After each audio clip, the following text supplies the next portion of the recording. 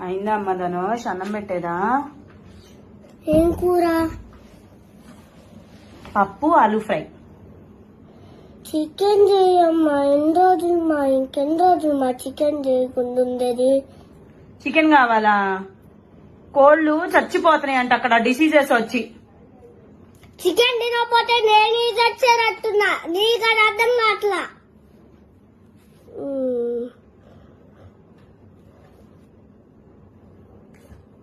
నువ్వు పో అమ్మా. నువ్వు వెళ్ళి తినిపో పప్పు. నాకొద్దులే పప్పు. ఏందిరా అంటున్నా? ఏం లేదులేమ్మా, తినిపో నువ్వు వెళ్ళి. కోళ్ళకి ఇన్ఫెక్షన్ సాగుకొచ్చింది.